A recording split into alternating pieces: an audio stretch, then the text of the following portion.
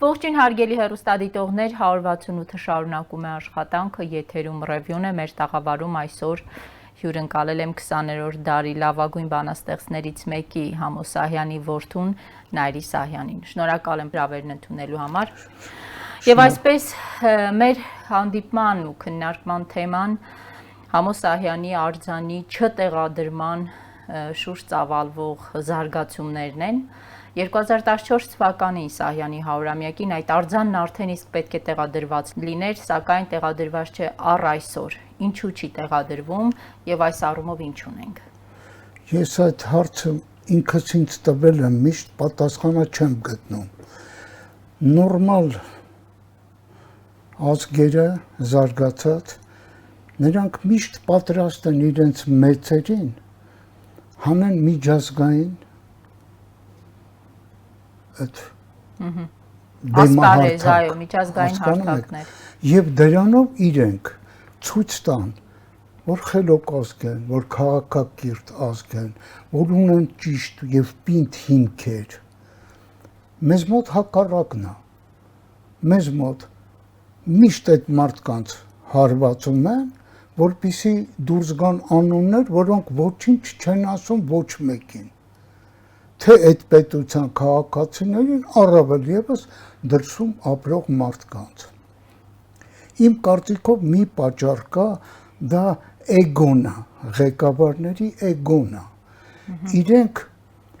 Իրենք իրենց սրտի խորքում գիտեն, որ իրենք ոչնչություն են եւ այդ ոչինչի ճանապարհով եկան տիրացան ամեն ինչի։ Եվ դա արդեն իրենց համար քիչ է, իրանք ուզում են մաքուր անուն, բարձր անուն, որը անհասանելի է այդպես մարդկանց։ Այդ անունները տրվում են մեր ազգի մարգարեներին, Թումանյան։ Այդ Թումանյանի անունը ոնց ձեռքը բերի մի հատ բյուրոկրատ։ Հնարավոր չի սա։ Կապիտալիստական հասարակարգ կլինի, սոցիալիստական հասարակարգ կլինի, դա անհնարին է։ Իսկ իրենք չափում են, տեսեք, կան հիվանդները պաշտոնյաների մեջ, որոնք իրենց համեմատում են Քրիստոսի հետ, Բուդդայի հետ, Մահատմա Գանդիի հետ։ Խոսքի մեջ համեմատում են իրենց։ Սրանք մոլորյալներ են, որոնց վերջը ողբերգություն է, անկասկած, բայց մենք ինչ մեղք ունենք որպես հասարակություն։ Ես կարող եմ ասել օբյեկտիվորեն, եթե մոտենանք, Համո Սահյանը մեր ազգի մեծագույն պոետներից մեկն է։ Եթե երկու անուն տան, մեկը Սահյանն է լինի։ Եվ ամենաշատ ընթերցվածներից մեկը։ Եվ հիմա այդ մարդու հուշարձանը մայրաքաղաքում չդնել, դա նշանակում է արվեստին խփել, իմացող մարդուն խփել։ Պարոն Սահյան, ես հիշում եմ դեռ տուն թանգարանի ստեղծման աշխատանքների հետ կապված դուք դարձյալ մամուլի միջոցով հայտնեցիք ձեր հարցազրույցներում, որ պատրաստվում եք արխիվը վաճառել, բայց այնուամենայնիվ այն ժամանակվա մշակույթի նախարար Հասմիկ Պողոսյանն ասաց, որ նախագահ Սարգսյանից հրահանգ է ստացել տուն թանգարանը կկառուցվի եւ կարիք չկա եւ դուք այդ քայլին չգնացիք։ Այսինքն մամուլին դիմեցիք, խնդիրը բարձրացվեց, հարցը լուծվեց։ Հիմա 2014-ից ի վեր բազմաթիվ են հրապարակումները, որ դուք այսպես Միացյալ Նահանգներից անգամ վերադարձել եք, որ Համո Սահյանի 100-ամյակին արձանը կանգնեցրած լինի, բայց չկա ու չկա։ Այդպես էր նախկին իշխանության ժամանակ 2014-ից հարցորակարգում էր Երևանի քաղաքապետարանը մշակույթի նախարարության հետ անգամ մրցույթ էր հայտարարել, բայց նախկին իշխանությունը 2018-ին գնաց, արձանը տեղադրված չէ, հիմա եկել են նոր իշխանավորներ։ Հետաքրքիր է, դուք նոր իշխանության հետ ինչ կերպ եք փոխհարաբերվում, հարցը նրանց մոտ բարձրացրել եք եւ որ մարմինների հետ եք հանդիպում, ինչ պատասխաններ են ձեզ տրվում, ինչու չի ստացվում։ Ես քաղաքականությունից հեռու փախչող մարդ եմ, չեմ սիրում այդ ոլորտը, առավել ևս մարդկանց, ովքեր զբաղվում են դրանով։ Ոչ մի հարաբերությունների մեջ չեմ, բայց հույս կար ինձ մոտ, որ ինչ-որ մի լավ փոփոխություն կլինի, որտեղ ժողովրդի երևի 80% ընտրողների դրա համար էին ձայն տալիս, հույս ունենալով, որ կփոխվի ինչ-որ մի բան լավ կլինի, բայց ես չեմ ուզում գլոբալ խնդիրների մասին խոսեմ, ես խոսեմ այն հարցերին, որոնք ինձ են վերաբերվում, ես ոչ մի փոփոխություն չեմ տեսնում։ Ձեր կյանքում մշակույթի ոլորտում որևէ տեղ չեք տեսնում, ասում են հեղափոխություն է եղել մեր Հայաստանում։ Ես ասեմ ինչ հեղափոխություն։ Մշակույթի մեջ դիմել էին Ստեփան Զորյանի միջոցառումները անցկացնելու համար, Աբգար Ափինյանը դիմել էր մշակույթի նախարարություն, մի քիչ փող խնդրում էր, որ հատկացնեն իրեն։ Այդ նույն ժամանակ դիմել էի նաև ես, ուզում էինք Սիսիանում միջոցառումներ անցկացնենք։ Մեզ մերժեցին, այսինքն Համոսահյանին եւ Ստեփան Զորյանին մերժեցին, հրապարակում են աղջիկների այս Հուզանգ ներկայացումը ֆինանսավորեցին։ Այդ դրանց ֆինանսավորեցին։ Հետաքրքիր է ինչ գումարի մասին էր խոսքը, որքան գումար էիք խնդրել նախարարությունից։ Ինձ պետք էր 1 միլիոն, 1 միլիոն ու կես այդ սահմաններում։ Բայց 2.5 միլիոն հատկացվել է հուզանգին։ Հատկացրել են նրանց։ Հիմա ես ինչ մտածեմ եւ ոնց։ Այսինքն կամ չեն հասկանում այդ մարդիկ, ընդհանրապես չգիտեն ում հետ գործ ունեն, կամ գիտակցաբար ասել են նրանց, թելադրել են, կամ իրենք են այդպես մտածում, որ են ավելի կարևորը, քան Ստեփան Զորյանը եւ Համոսահյանը։ Սա չգիտեմ։ Իդեպ նշեցիք միջոցառման հետ կապված տուն թանգարանը հիմա գործում է նորմալ։ Այո։ Տուն թանգարանը գործում է, այստեղ խնդիր չունենք։ Գալով արձանին, մրցույթը հայտարարվել է 2014 թվականին։ Մրցույթում որ քանդակագործն է հաղթել։ Հաղթող ունենք եւ ինչ գումարի մասին է խոսքը։ Տիգրան Մուրադյան, շատ լավ քանդակագործ է, երիտասարդ այնպես թափով տղա է, շատ լավ։ Գումարը քաղաքապետարանը ինքն է որոշել 53 միլիոն դրամ։ Եւ որտեղ պետք է տեղադրվի արձանը։ Ուրեմն արձանը պիտի Օղակաձև զբոսայգում այն մեծ շատրվաններից մի 10 մետր վերև այդ տերը հողատարածքի գրությամբ, որ իմացավ ինչի համար է, տվեց մեզ այդ պայմանով, որ տեղադրվի Սահյանի հուշարձան։ Այսինքն տարածքի հողհատկացման խնդիր էլ չունենք։ Հատկացված է։ Բա ինչու՞մ է խնդիրը կայանում։ Դիմել եք հիմա Երևանի քաղաքապետարան։ Դուք վերջի անգամ երբ եք այս հարցով դիմել Երևանի քաղաքապետարան, կրթության, գիտության, մշակույթի նախարարություն։ Ես Երևանի քաղաքապետարան ինչքան դիմել եմ, պատասխան է եկել կառավարություն դիմեք։ Վերջի անգամ կառավարություն դիմել եմ 2 ամիս առաջ։ Եվ պատասխանը եկավ քաղաքաշինության նախարարությունը դեռ հերթի չի դրել։ Ես դա էլ չեմ հասկանում, ինչ է նշանակում հերթի։ Պիտի գնայի հարցնեի վերջը ով է, թե ինչը։ Ես չեմ ուզում ընկնեմ համեմատությունների մեջ։ Դուք չեք ուզում ընկնել, բայց ես այստեղ մի համեմատություն պետք է անեմ։ Ստացվում է Սահյանի արձանի տեղադրման հարցը հերթի դրված չէ, բայց օրինակ հերթի էր դրված քայլող մարդու արձանը տեղադրելու հարցը հեղափոխությունից շատ կարճ ժամանակ անց 2018 իրադարձություններից հետո 2019-ին այդ հարցը մտավ Երևանի քաղաքապետարանի օրակարգ, 2019-ի կառավարությունը 37 միլիոն դրամ հատկացրեց, որպեսզի Երևանի կենտրոնում հյուսիսային պողոտայում տեղադրվի քայլող մարդու արձանը։ Այ հիմա ինչպես հասկանանք, այսինքն 2018-ի իրադարձություններն առավել կարևոր են եւ արժանի հիշատակման արձանի տեղադրման տեսքով, քան օրինակ ձեր բարձրացրած հարցը։ Ես ասեմ, ես այսպես կարող եմ, այն խուլ գյուղերից, որ մարդիկ են գալիս, աշխատավոր լավ մարդիկ են, բայց ոչ մի բանից խաբար չեն։ Ու անում են այնպիսի մի բան, մտածելով, որ լավն են անում, բայց հա 13-րդականն է, որը կարելի է չանել։ Հիմա սրանք փողոցից եկած մարդիկ են։ Կարևորը չեն կարողանում բաժանել այդ 10-րդականից։ Հասկանում եք, նրանք տարված են արևմուտքով եւ այնտեղից ինչ կա, իրենց համար դա ֆետիշացնում են այդ ամեն ինչը, չհասկանալով, որ արևմուտքը արդեն ջարդել է ինքը իրեն։ Բայց արևմուտքը այստեղ ինչ կապ ունի։ Արևմուտքն ինչ կապ ունի 20-րդ դարի լավագույն բանաստեղծներից մեկի արձանի տեղադրման հետ։ Ես ասեմ, դա արձանի հարցը չի արդեն, սա գալիս է նրանց մշակույթը, որը կամ զորով տվել են սրանց, կամ ինքներն են վերցրել եւ ուզում են ապրեն այն օրենքներով, ասենք եվրոպական մշակույթի օրենքներով, որտեղ իմ կարծիքով նրանք շատ աղքատիկ են մեր հետ համեմատած։ Եթե ճիշտ թարգմանվի Թումանյանի քառյակները, դա կլինի հզորագույն մի բան համաշխարհային, հզորագույն։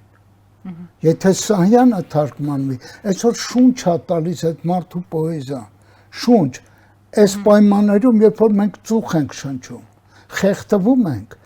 նա մեզ կյանք է տալիս, այդ մարդիկ չեն հասկանում, նրանք գնում են այնտեղ, տեսեք այդ Ստամբուլյան կոնվենցիան, սա ինչի մասին է խոսում։ Մենք ունենք կարգ ու կանոն, մենք ունենք ընտանիք հասկացողությունը, ինչն եք բզբզում, ինչն եք խառնում, ինչի պիտի 4-5 տարեկան երեխան ինչ է հասկանում, որ դուք բերել եք թեքում եք այդտեղ։ Սա իմ կարծիքով թելադրանք է, որը իրենք պարտավորվել են կատարելու, որովհետև ինչ որ մի բան դիմացը վերցրել են։ Ինչ ենք տալու դիմացը, ինչ ենք տալու, ինչի դիմաց։ Թալանի իրավունք եւ այլն։ Այս իշխանությունը իրեն համարում է, որ ինքը չի թալանում, ամենաչկոռումպացված իշխանությունն է 30-ամյա Հայաստանի պատմության մեջ։ Ինձ մի հատ գող ցույց տվեք, որը գալիս է ասում է ես գող եմ։ Ես նոր գողացա։ Չկա այդպիսի մարդ։ Բոլորը մինչև վերջ պնդում են ես մինչև ապացույցները չբերես։ Ես մասնագիտությամբ իրավաբան եմ, գիտեմ դա ինչպես է։ Հիմա կգա ժամանակը ապացույցները կդնեն, այդ մարդիկ կգնան ուր որ պետք է, անկասկած։ Արձանի տեղադրման հետ կապված բացառում եք այսինքն տարբերակը, որ խնդիրը օրինակ 53 միլիոն դրամ չունենալն է, փող չունենք, արձանը չենք տեղադրում։ Ֆինանսական է խնդիրը։ Չեմ ուզում մտնեմ իշխանավորների ծախսերի մեջ, բայց իրենց ասելով, ինչ որ մեկի տունը 2 միլիոն դոլարով ռեմոնտ են անում, ինչ որ մեկի ինքնաթիռը 250,000 դոլարով ներկում է։ Այդ լուրը հերքել է վարչապետի աշխատակազմի ղեկավար Էդուարդ Աղաջանյանը, ասել է այո, ներկել են, բայց ոչ 250,000 դոլարով եւ թիվը չի հրապարակել։ Թող լինի 180։ Դա չի կարևոր։ Ուղղակի այն ինչ որ իրենք անում են, իրենց համար ափսոս չի մեր ժողովրդի փողը, այն ինչ որ պիտի պատմության համար անեն, ափսոսում են, դողում են, չունենք, բայց վարչապետը միշտ հայտարարում է փող ունենք։ Առաջ էր հայտարարում, կորոնավիրուսից հետո էլ չի հայտարարում։ Դե կարող է հիմա պակասած, որտեղ ցիրուցան եղավ։ Ձեր քայլերը որոնք են լինելու, ինչպես ենք հասնելու արձանի տեղադրմանը։ Ես հիմա ինչի խնդրեցի ձեզ, որ ինձ ընդունեք, որ ժողովրդի հետ խոսեմ։ Ես իշխանավորներին ասելու բան չունեմ։ Ես ուզում եմ ժողովուրդը լսի այս հաղորդումը, որ հետագայում իմանան որտեղից է սա սկսվել,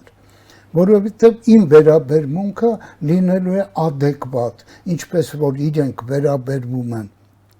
հայ մեծագույն բանաստեղծ Ամոսահյանին, իմ վերաբերմունքը լինելու է իրենց նկատմամբ նույնը, աշխարհով մեկ։ Ես համարյա բոլոր երկրներում արևմտյան ընկերներ ունեմ, ես 7 տարի հաղորդում եմ ունեցել Լոս Անջելեսում հեռուստատեսությամբ եւ հիմա էլ երբ ուզեմ խոսեմ, չեմ խոսել այսքան ժամանակ, բայց հիմա խոսելու եմ ու ասելու եմ օբյեկտիվ իրականությունը, ով է, ինչով է զբաղվում։ Գիտեք ինչ, ինձ համար համ ծիծաղելի է, համ լացս է գալիս, որ Համոսահյանի հուշարձանի ճակատագիրը կախված է մշակույթի նախարարից Արայիկ Հարությունյան եւ քաղաքապետից։ Մի հատ այդ երկուսն նայել էլ պետք չի, արդեն պարզ է։ Դրանք պիտի որոշեն հսկայի հուշարձանի ճակատագիրը, սա ցավալի իրականություն է, շատ։ Ասում եք ցավալի իրականություն, նրանց ընտրել է ժողովուրդը, երբ լսեն ձեզ, կասեն, որ իրենք ժողովրդի բարձր լեգիտիմությամբ ընտրված իշխանավորներն են։ Հիմա ես ձեզ կպատասխանեմ ընդամենը Չարենցի երկու տողով։ Ինչեր ասես, որ չեն անի, ամբողջները խելագարված։ Ամբողջները խելագարվելու են դարձյալ պարոն Սահյան։ Այո։ Որովհետև խելքը գլխին ամբողջ չի լինում, լինում է ազգ։ Իսկ սա ամբողջ էր, որը խելքը գցած էր։ Կարող է նրա համար, որ պրծնեին Սերժ Սարգսյանից կապ չունի ինչի համար, բայց խելքը գցած էր, խելքը գլխին մարդը այդ ընտրությունը երբեք չէր անի, որտեղ սրանք մարդիկ են ոչ մի տեղից։ Ոչ մի տեղից։ Փողոցից վերցրի բերեցին։ Դե բայց իրենք իրենց համարում են չկոռումպացված, ընդունում են, իրենք ընդունում են, որ իրենք անկորձ են։ Միշտ այդպիսի մարդիկ իրենց համարում են։ Եվ իդեպ այս համատեքստում շատ տեղին է հիշել վարչապետ Փաշինյանի երեկվա գրառումը, իր Facebook-յան էջում հրապարակել էր քաղաքացիական պայմանագիր կուսակցության հետ հանդիպման ժամանակ իր ունեցած ելույթը, որտեղ շատ ծավալուն անդրադարձ էր կատարվել մարդու սխալվելու իրավունքին։ Ասում է, այո, մենք սխալվել ենք, մենք սխալվում ենք, ունենք սխալվելու իրավունք։ Եվ ասում էր քաղաքացիական պայմանագիր կուսակցության յուրաքանչյուր անդամ ազգային ժողովում էլ կարող է սխալվել, կառավարությունում էլ, բայց պետք է դասեր քաղենք եւ գնանք առաջ։ Հիմա գուցե այո սխալվում են որոշ հարցերում։ Եթե հերթ հասավ իրենց եւ սխալվել կարող է սխալվեն պիտի ներվի, ուրեմն պիտի ներվեր Սերժ Սարգսյանին,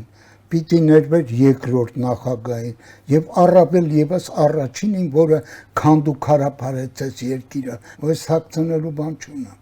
Փաստեր ունեմ, մարդիկ կան Ամերիկայում հանդիպել եմ, իր կողքին են եղել, այնպիսի բաներ են պատմել։ Ես ուղղակի սարսափած եմ, ապշած եմ, որ կարելի է սեփական ժողովրդի նկատմամբ այդպես լինել։ Այսինքն, եթե Փաշինյանը խոսվում է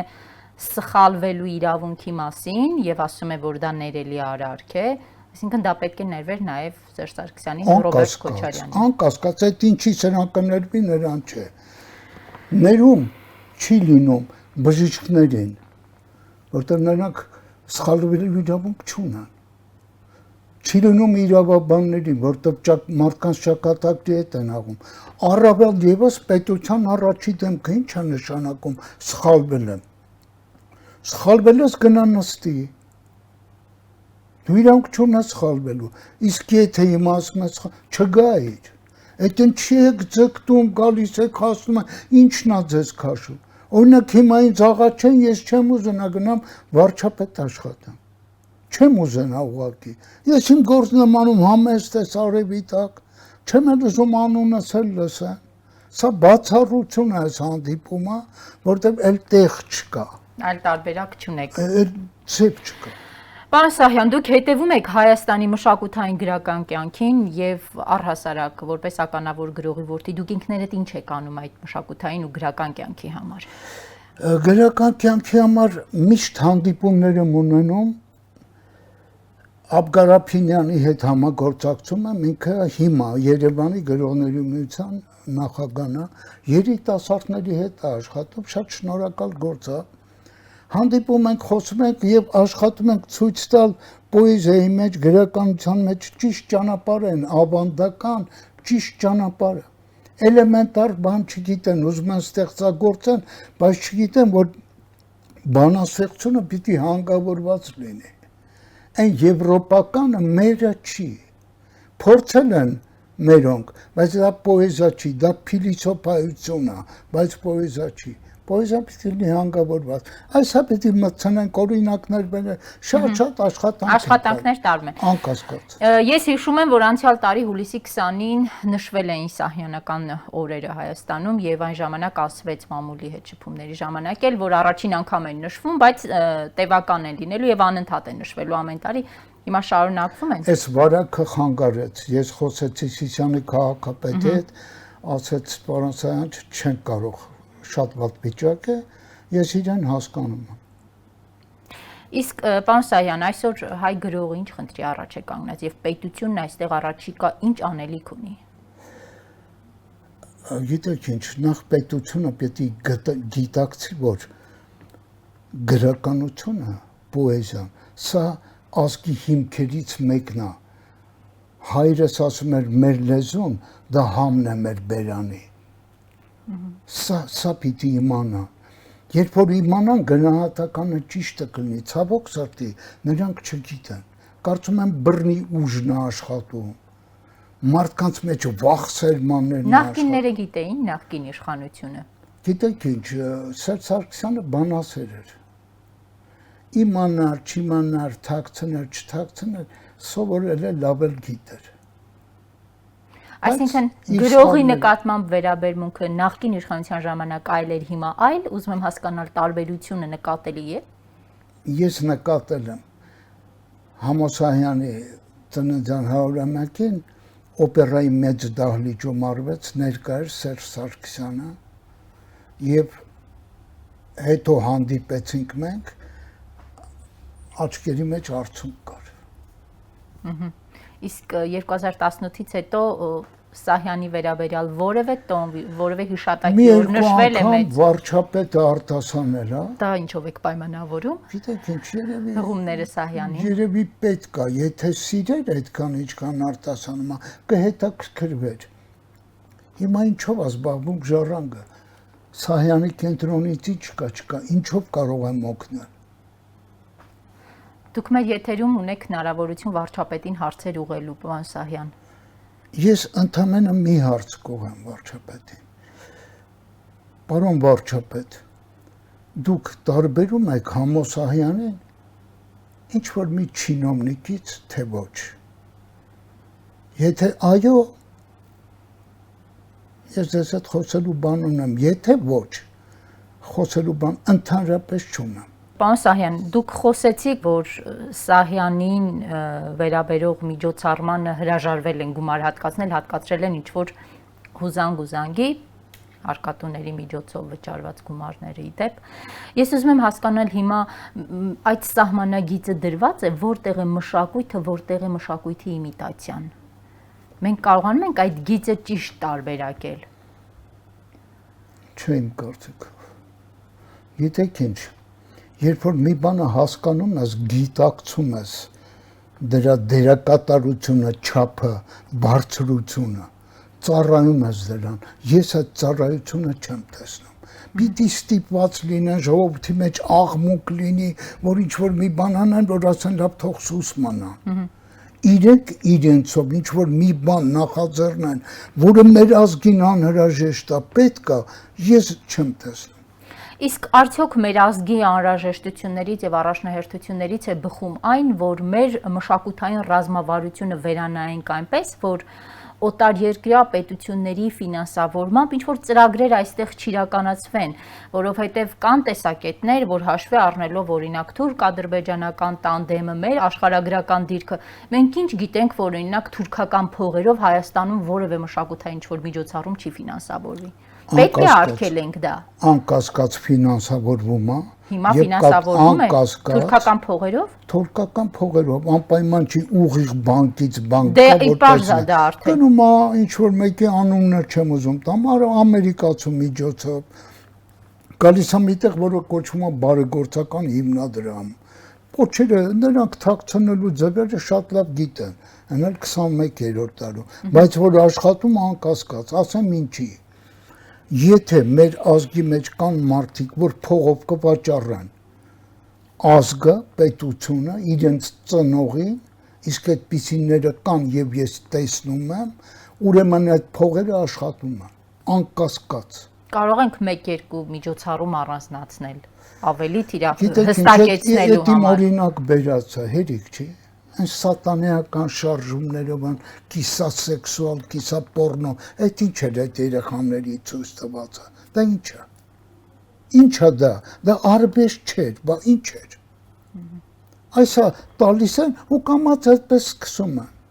Սկսում են, հետո բերում են, ասում են, գիտեք ինչ, միասեռական այդ կապերը ճիշտ բանա, որտեղ մարդիկ են վերջին հաշվով, մենք պիտի հասկանանք, դա թուլություն չի, դա հիվանդություն է։ Պարոն Սահյան, վարչապետ ազգային ժողովի ամբիոնից ասում է սեռափոխված մարզիկը իր անձնական պաշտպանության տակ է, էլ ինչ ենք ուզում մենք։ Իսկ Պուտինը ինչ ուզում են ասեն այդ մարդու համար, ասեց մեր մենտալիտետի մեջ դա չկա եւ չի լինելու։ Եվ Լուշկովը այդ տղամարդիկ են, բառից բուն իմաստով, որոնք ունեն կին եւ հարաբերությունները ճիշտ են։ Սրանք ես չգիտեմ, չեմ ուզում մտնեմ այդտեղ, բայց մի մարդ, որ ասեց իմ պաշտպանության տակ են, ուրեմն ինքն էլ արևմուտքի պաշտպանության տակ։ Այստեղ օբյեկտիվ լինելու համար եկեք հիշենք, որ ասած թվելով մարզիկի ունեցած ձեռքբերումները մարզական աշխարհում։ Դա Գիտեք ինչ, ես հիմա ասեմ ձեզ, կա բարոյական կողմ ամեն ինչի։ Ես կարող եմ լինեմ իմ գործի մեծ վարպետը, շատ լավ է, որտեղ մարդու գործն է միշտ անմա հասելա Թումանյանը։ Բայց միևնույն ժամանակ, երբ որ ես զբաղվում եմ, հասկանում եք, սա ներելի չի, այս կողմը մենք պիտի չընդունենք, մեր ազգում դա պիտի չընդունվի։ Ինչու է 2018 իրադարձություններից հետո շատ խոսվում այդ մասին։ 2018 իրադարձություններից հետո ազգային արժեհամակարգը կորցնելու, դրա վտանգների, սեռափոխության, դրա անընդունելիության մասին շատ է խոսվում։ Առաջ մեր քաղաքական դիսկուրսում նման բան չի եղել, մեր օրակարգում նման բան չի եղել։ Ինչու 2018 իրադարձություններից հետո սա դարձավ։ Ուզում են խարխլեն մեր հիմքերը, ընտանիք, եկեղեցի, բարոյականություն։ Դա էլ է թելադրված արևմուտքից։ Անկասկած, եթե թելադրված չի, ուրեմն դրանք այդ մարդիկ բոլորը, չեմ ուզում այդ բառը օգտագործեմ, բայց այլասերված մարդիկ են։ Ես դա համարում եմ այլասերություն։ Կարող է հիվանդության հետևանքով իզոլացրեք այդ մարդկանց։ Տարեք թող չտեսնի ոչ ոք։ Առավել ևս դա տարածել դպրոցներում, դա ինչ է նշանակում։ Իշխանությունը հերքում է, ասում է դպրոցներում չենք տարածելու։ Արայք Հարությունյան ազգային ժողովի ամբիոնից գրքեր է ցույց տալիս, ասում է սուտ է, որ սրանք դպրոցում իր անձնական կյանքի մասին մտածի։ Եվ մենք շնորհակալություն պիտի չասենք, որ մանկապարտեզում իրենց այդ իմացածը չեն տարածում։ Ինքը պիտի շնորհակալություն ասի, որ այդպիսիների մենք դիմանում ենք դեռ։ Իդեպ օրակարգ է նետվել նրա հրաժարականի հարցը։ Գիտեք ինչ, եթե Նիկոլ Փաշինյանը մի այսքան խելք ունի, ինձ թվում է կարող է մի այսքան ունի, անմիջապես պիտի ազատվի առողջապահության նախարարից, Արայք Հարությունյանից եւ քաղաքապետից, անմիջապես։ Քաղաքապետից ինչու։ Գիտեք ինչ, մի մարդ, որը էլի այդ խաբեության ճանապարհը բռնել է, ավտոբուսները կլինեն, ավտոբուս չի լինում։ Գազ էլ կլինի փոխարենը։ Լիֆտը կլինի, լիֆտը չի լինում։ Կանաչապատումը կլինի, կանաչապատում չկա, ընդհանրապես վերացավ Հայաստանը։ Չի կարելի։ Դու վերջին հաշվով քո ազգի հետ գործ ունես եւ բացի դրանից ազգում շատ խելոք հասկացող մարդիկ կան։ Չի կարելի դրանց հետ այդպես վերաբերվել։ Քո արշինով մի չափի մարդկանց։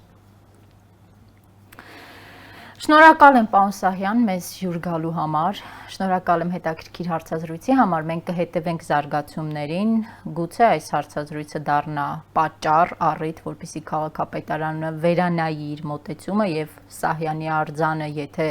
պետք է հերթագրվի, շատ ավելի վաղ հերթագրվի եւ մենք շատ ավելի շուտ տեսնենք Սահյանի արձանը Օղակաձև այգու տարածքում։ Շնորհակալ եմ եւս մեկ անգամ։ Ես եմ շատ շնորհակալ հրավերքի համար եւ սա ոնց որ մաքուրոց շնչեցի, որտեղ բոլոր ստուդիաները փակ են ինձ համար։ Չգիտեմ ինչի։ Մենք պատրաստ ենք հաճախ ձեզ։ Ես էլ շատ շնորհակալ եմ եւ լսել նաեւ ձեր մտահոգությունները, շնորհակալ եմ։ Հարգելի հեռուստադիտողներ, հիշեցնեմ, որ 168-ի եթերում ես զրուցում էի 20-րդ դարի ականավոր բանաստեղծ Համո Սահյանի որդի Նայիրի Սահյանի հետ ցտեսություն։